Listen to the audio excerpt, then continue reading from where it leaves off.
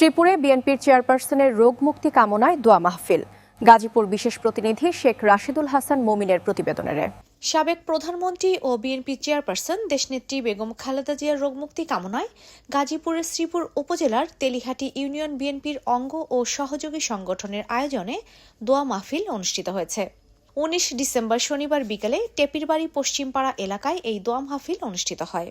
প্রধান অতিথি হিসেবে উপস্থিত ছিলেন বিএনপির কেন্দ্রীয় কমিটির সহ স্বাস্থ্য বিষয়ক সম্পাদক ও গাজীপুর ৩ আসনের বিএনপির মনোনীত এমপি প্রার্থী অধ্যাপক ডাক্তার এস.এম. রফিকুল বাচ্চু, শ্রীপুর উপজেলা বিএনপির সাবেক উপদেষ্টা মণ্ডলীর সদস্য অবসরপ্রাপ্ত জমির হোসেন পুলিশের সভাপতিত্বে ও শ্রীপুর উপজেলা যুবদলের যুগ্ম আহ্বায়ক মাহবুবুল হাসান রনি এবং জেলা শ্রমিক দলের আহ্বায়ক সদস্য রেজাউল করিম মৃধার সঞ্চালনায় এ সময় উপস্থিত ছিলেন শ্রীপুর উপজেলা বিএনপির যুগ্ম আহ্বায়ক মোসলে উদ্দিন মৃধা, অ্যাডভোকেট আবু জাফর সরকার, তেলিহাটি ইউনিয়ন বিএনপির আহ্বায়ক নুরুল আমিন আকন্দ, সিনিয়র যুগ্ম আহ্বায়ক শাহজাহান মোরল, সদস্য সচিব শহীদুল্লাহ বন্দুকশী, যুগ্ম আহ্বায়ক আসাদুজ্জামান রমজান, মোহাম্মদ আবু ইউসুফ, ওয়ার্ড বিএনপির সাবেক সভাপতি রিপন ফকির, শ্রীপুর উপজেলা শিল্পাঞ্চল শ্রমিক দলের সদস্য সচিব রানা আহমেদ আকন্দ, জেলা শ্রমিক দলের আহ্বায়ক সদস্য রাকিবুল হাসান আকন্দ, উপজেলা যুবদল নেতা